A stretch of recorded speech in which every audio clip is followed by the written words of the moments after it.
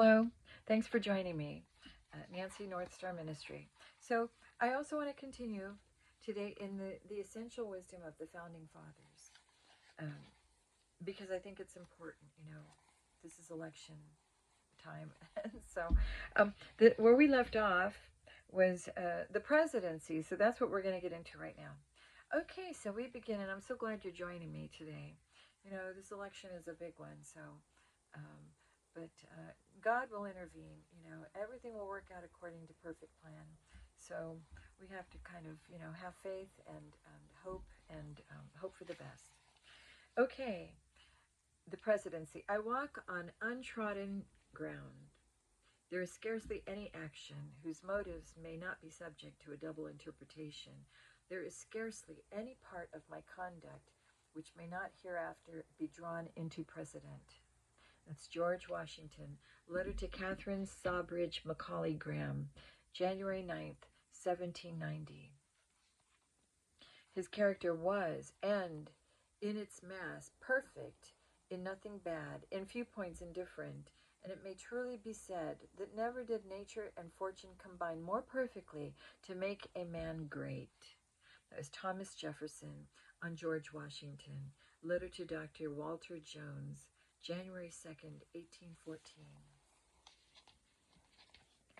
For myself, the delay in assuming the office of the president may be compared with a reprieve, for in confidence, I assure you, with the world it would obtain little credit that my movements to the chair of government will be accompanied by feelings not unlike those of a culprit who is going to the place of his execution.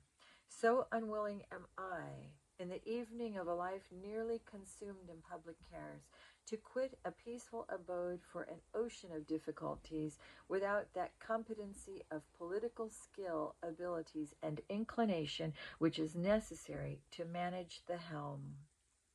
George Washington. Comment to Henry Knox, March 1789. Among the vicissitudes incident to life, no event could have filled me with greater anxieties than that of which the notification was transmitted by your order.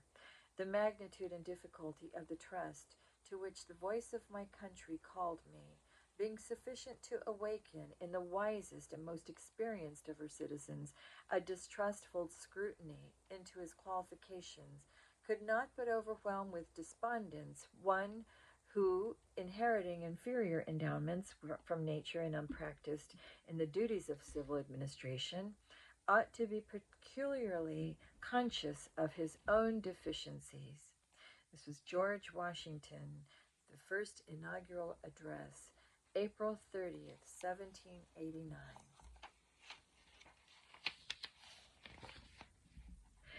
Whether I should say, Mr. Washington, Mr. President, Sir, may it please your Excellency, or what else? I observed that it had been common while he commanded the army to call him His Excellency, but I was free to own it. Would appear to me better to give him no title but Sir or Mr. President than to put him on a level with the Governor of Bermuda. John Adams, seeking advice of the Senate for a title for President George Washington, 1789. I'd like to read that again if you don't mind. Okay, whether I should say, Mr. Washington, Mr. President, Sir, may it please your Excellency, or what else? I observed that it had been common while he commanded the army to call him His Excellency, but I was free to own it. Would appear to me better to give him no title but Sir or Mr. President than to put him on a level with the Governor of Bermuda.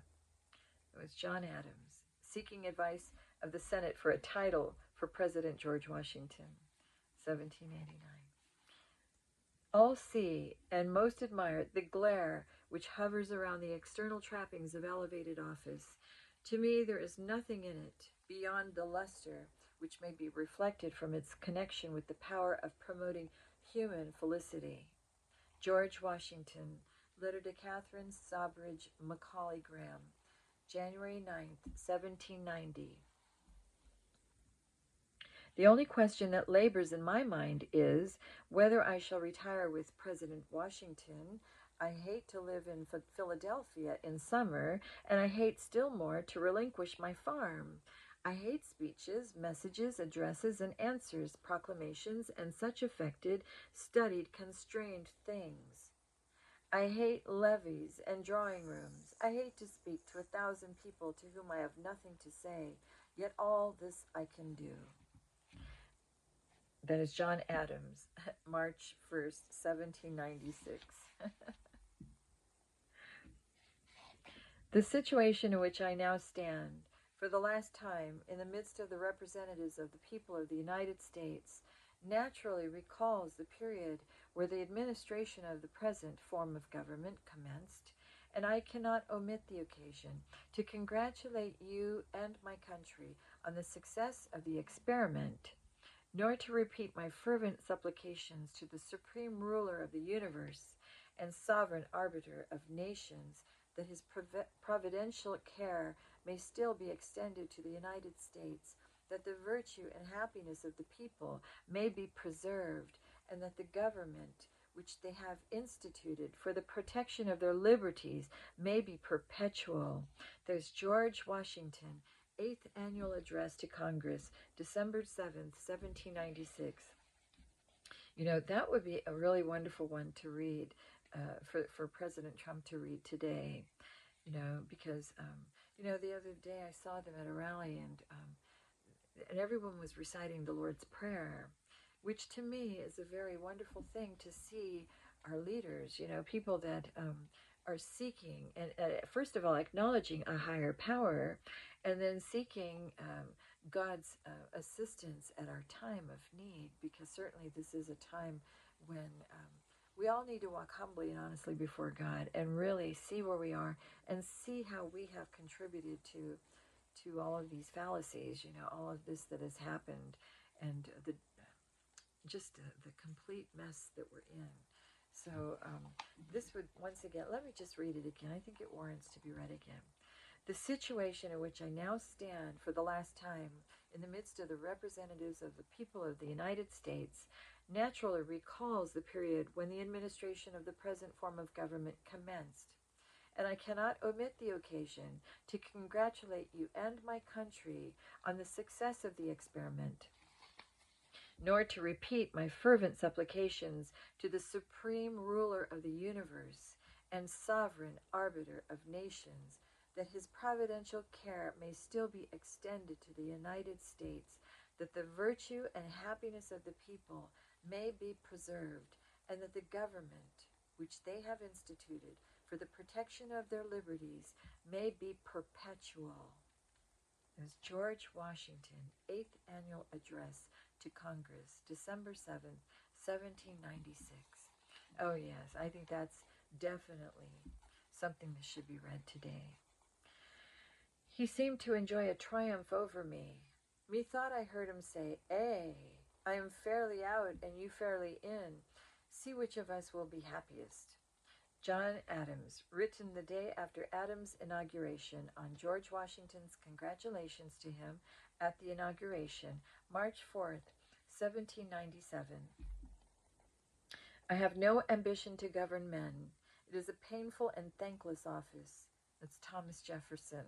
Letter to John Adams, December 28th, 1796. And I have to say, I've heard both Elon Musk make that same kind of statement. He's a businessman. He builds rockets and cars. I mean, he doesn't want to be doing this, but he stepped up to the plate to answer the call.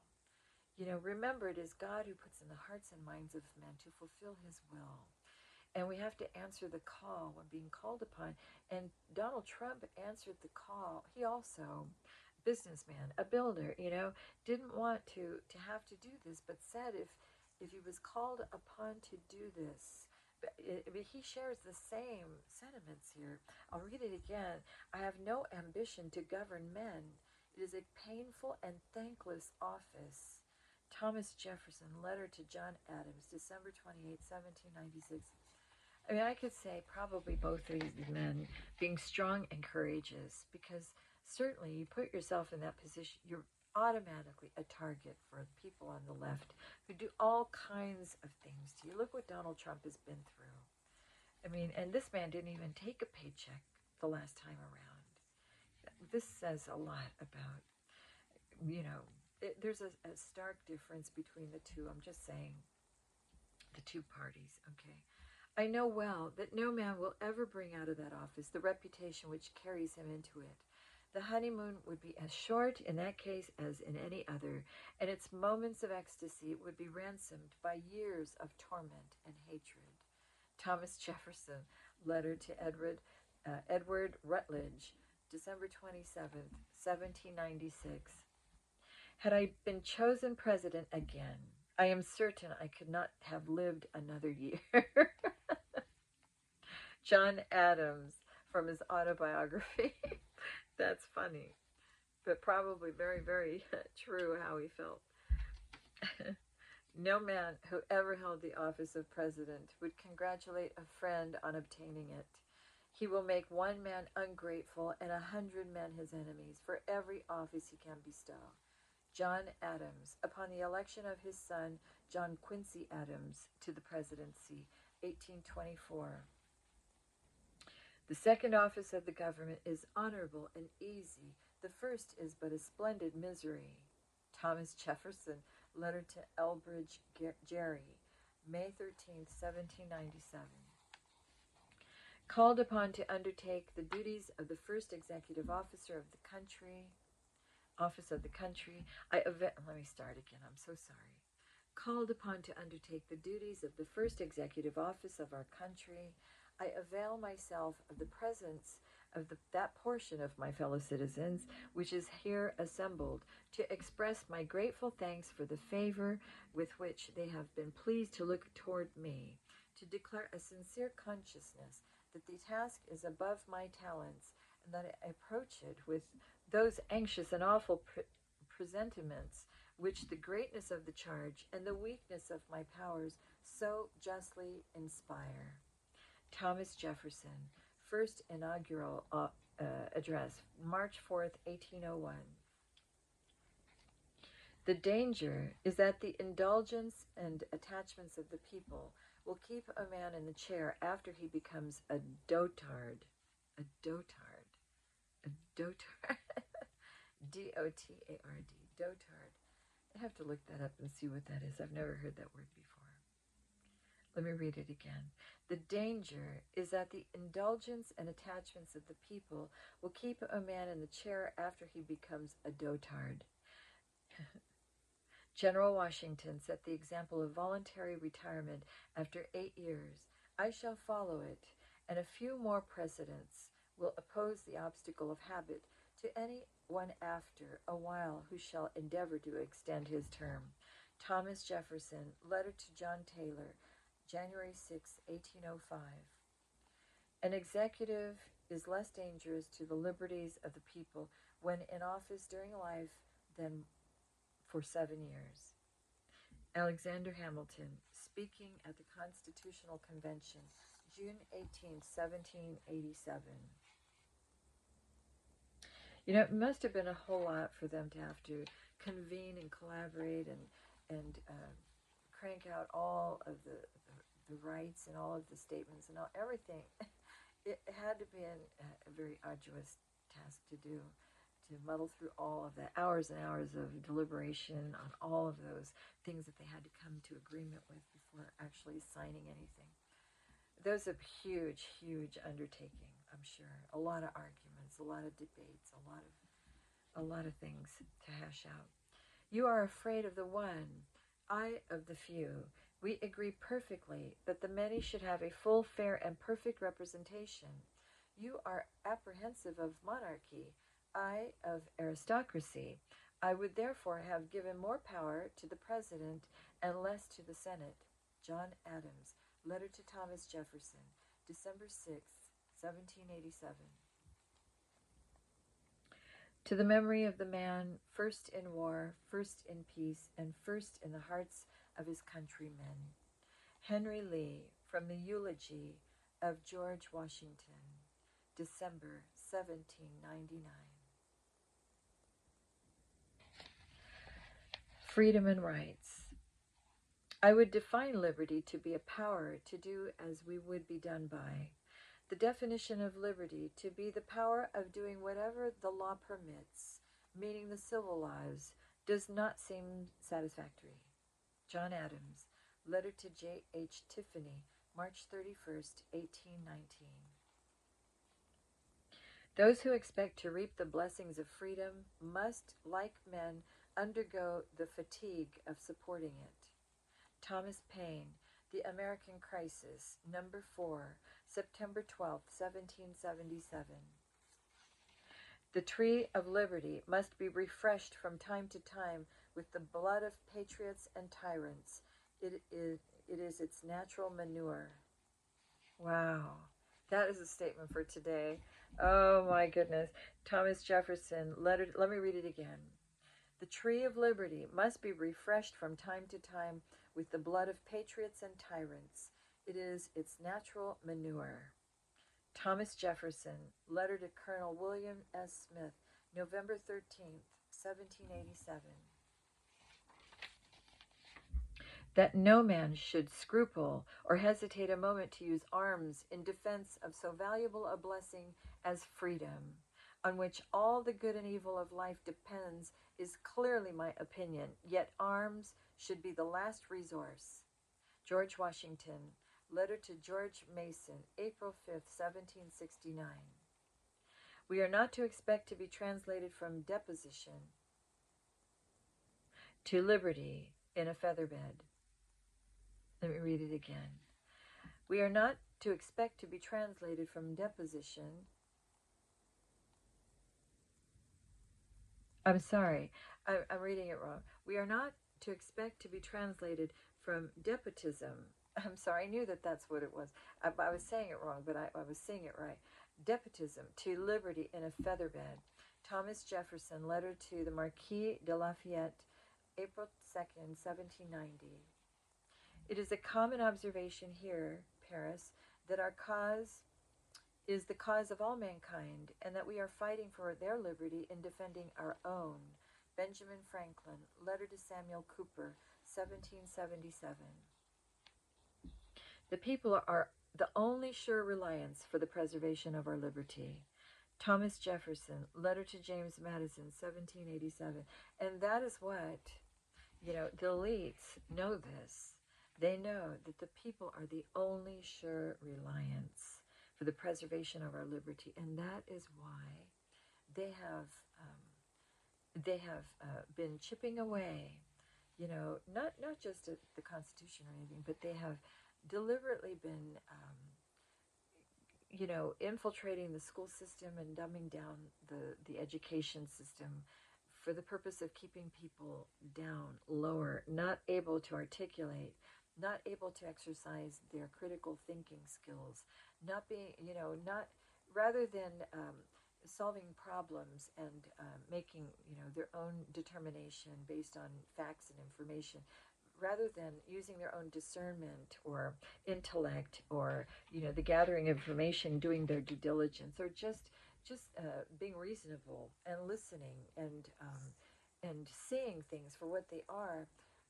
They have been taught just by being spoon-fed and indoctrinated. They have been spoon-fed what to believe and what to think, how to feel, and to just go along with the program. And that's a dangerous place to be, because they are without understanding. And I'll read this again. The people are the only sure reliance for the preservation of our liberty. Thomas Jefferson, letter to James Madison, 1787. See, when a people are too weak, when they are too distracted by the cares of this life, by struggling to just survive in survival mode, by the worries and concerns and the fears, and just by all the harshness of reality of, the inflation and the cost of living, and how these people have manipulated the whole situation to keep people so busy, so that they don't have time to study, to pray, to read, to listen, to everybody's busy with video games and entertainment and music and things that are not profitable for the soul. So we find ourselves in a situation where we really don't know how to fight back in this time of spiritual warfare. You got to spend time in God's word, number one, because that's where you get all your wisdom. And this is where the full armor is to fight back. But this is a sad thing. We find ourselves in a situation where our young people have no clue. It just seems like they are clueless to a large degree. There are many, many young people that know because they've been taught and shown. But these other people, they've known what they've been doing all along, all along. The natural progress of things is for liberty to yield and government to gain ground. To gain ground. Thomas Jefferson, letter to the Colonel Edward Carrington, May 27th, 1788. I believe there are more instances of the abridgment of the freedom of the people by gradual and silent encroachments of those in power than by violent and sudden usurpations. This is what I was just talking about. Exactly. Let me read it again. And this is James Madison, address to the Virginia Convention, June 16, 1788. I believe there are more instances of the abridgment of the freedom of the people by gradual and silent encroachments of those in power than by violent and sudden usurpations. You see? When they do things in secret, in the shadows, just incrementally, silently, it's very insidious. Meanwhile, they keep everybody busy with entertainment and video games and fun and just wasting all the time. Meanwhile, the enemy is usurping, undermining our liberties and freedoms, and making cuts here and there incrementally and silently. This is where we find ourselves today, okay? And it's a dangerous place to be. Let us dare to read, think, speak, and write. John Adams, A Dissertation on the Canon and the Feudal Law, 1765. The most important bill in our whole code is that for the diffusion of knowledge among the people. No other sure foundation can be devised for the preservation of freedom and happiness. Thomas Jefferson, letter to George Wythe, August 1786. And this is a very true statement. We need to come back to charter. There need to be more charter schools that teach, that are fashioned under a classical education like Hillsdale College. I'm going to just speak for a moment on that. They have it right. They teach the precepts that are biblical, foundational precepts that are truths that are forever. They are the rock on which you build your house upon. Okay, and these precepts are never outdated. They are never. They preserve freedom and liberty, because without God's laws and precepts, we have a complete chaotic situation, which is completely destruction, spiraling out of control, going deeper into a pit, and where we find ourselves, and then there's tyranny. It's open for tyrannical control, and that's where you have no freedom and no liberties. So it's a dangerous thing. But we need to have more charter school fashioned after the likeness of Hillsdale College, okay? And where children are taught, first and foremost, respect, self-love, biblical foundational precepts, the moral absolutes, which is the fiber of our nation, and our core foundational, the makings of solid soundness and safety and happiness and freedom. All of that comes from having our core values in place and unwavering. We never steer from the core values. Self-respect, self-love, loving your neighbor as yourself, and not coveting after other people, and not learning respect for your neighbor, respect and reverence for Almighty God, respect, and from there learning a classical education, critical thinking skills, and learning civics, our American history, learning how to preserve freedom and liberty, and how to learn, life, liberty, and the pursuit of happiness, and go from there. But civics and biblical foundational, teaching needs to be in every school system, and the fundamental teaching of self-respect, self-love, loving your parents, loving your neighbor as yourself, respecting and reverencing Almighty God. These are the basic foundational, you know, things that we need to have in place for a country to secure, and have an education, to be well read, well versed, have an education, have good, sharp intuition, and critical thinking skills to solve problems, and that's where you can build things that are healthy, and that's where there's happiness and there's safety and less crime, and yes, protect our the ability to have, our Second Right Amendments, so that no one can take away our unalienable rights that are God-given and not given by the state or by mankind, So I'll read it again. The most important bill in our whole code is that for the diffusion of the diffusion of knowledge among the people, no other sure foundation can be devised for the preservation of freedom and happiness. The preservation of freedom and happiness. Thomas Jefferson, letter to George Wythe, August 1786. Liberty cannot be preserved without a general knowledge among the people who have a right and a desire to know. But besides this, they have a right, an indisputable, unalienable, undefeasible, divine right to that most dreaded and envied kind of knowledge. I mean of the characters and conduct of their rulers. John Adams, A Dissertation on the Canon and Feudal Law, 1765. Our liberty depends on the freedom of the press, and that cannot be limited without being lost.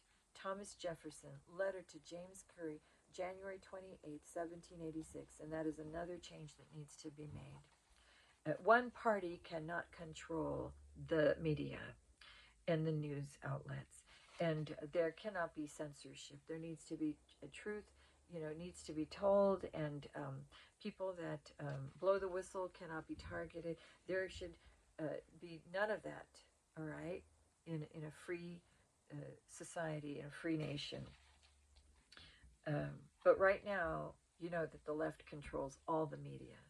So they spin things, and their smear campaigns, their talking points, everything is packaged and presented.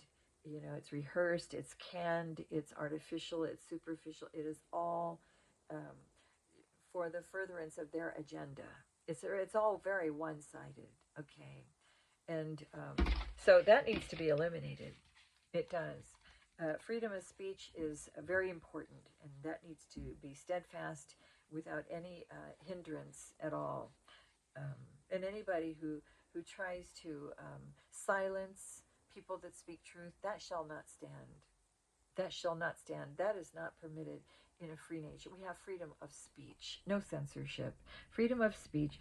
But of course, expletives and things that are not conducive to doing anybody any good. I mean, those like words that are not conducive to anything healthy, those should be eliminated. But other than that, freedom of speech, speaking truth without the fear of any kind of repercussions or things like that, Okay, our liberty depends on the freedom of the press, and that cannot be limited without being lost.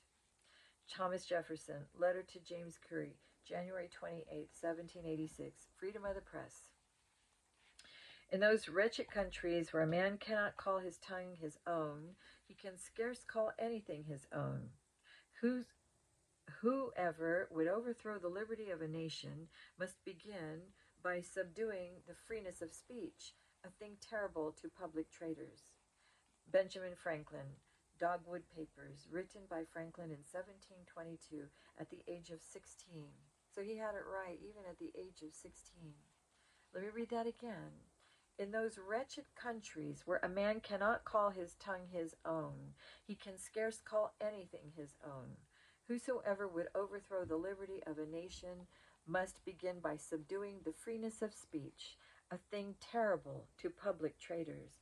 Yeah, he had it right. Okay? Starts with the limitation of the freedom of speech. I have sworn upon the altar of God eternal hostility against every foreign. Let me start again, I'm sorry. I have sworn upon the altar of God eternal hostility against every form of tyranny over the mind of man.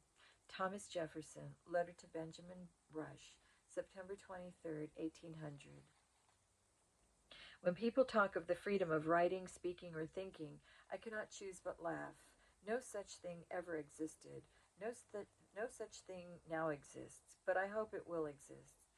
But it must be hundreds of years after you and I shall write and speak no more. John Adams, letter to Thomas Jefferson, July 15th, 1818. It behooves every man who values liberty of conscience for himself to resist invasions of it in the case of in the case others. Thomas Jefferson, letter to Benjamin Rush, 1803. Freedom is not a gift bestowed upon us by other men, but a right that belongs to us by the laws of God and nature. Benjamin Franklin, Maxims and Morals from Dr. Franklin, 1807. Kings or parliaments could not give the rights essential to happiness. We claim them from a higher source, from the King of Kings and the Lord of all the earth. They are not annexed to us by parchments and seals. They are created in us by the decrees of Providence, which establish the laws of our nature. They are born with us, exist with us, and cannot be taken from us by any human power without taking our lives. John Dickinson, A Warning to the Colonies, from the Political Writings of John Dickinson, 1804. The liberty enjoyed by the people of these states of worshipping Almighty God, agreeable to their consciences, is not only among the choicest of their blessings, but also of their rights. George Washington, Message to Quakers, 1789. The fundamental, see, they were men of faith. They acknowledged a higher power. And even now, Trump and you know, I even saw YouTube where Elon Musk was attending a church in Las Vegas, and I found that to be wonderful. You know, these men, they see our need for divine intervention at this time. They see our need for Almighty God, for God's providence to assist us in this time of transition, this time of severe battle. It is a severe spiritual battle of good versus evil at this time. The fundamental source of all your errors, sophisms, and false reasoning is a total ignorance of the natural rights of mankind. Were you once to become acquainted with these, you could never entertain a thought that all men are not, by nature, entitled to a parity of privileges. You would be convinced that natural liberty is a gift of the beneficent Creator to the whole human race, and that civil liberty is founded in that, and cannot be wrested from any people without the most manifest violation of justice. Alexander Hamilton, The Farmer Refuted, 1775. Okay, I will stop there, and then I will continue with equity and justice. Okay, see you in a bit. I gotta go wipe my glasses clean too because there are a few smudges that made it hard for me to read. Okay, bye.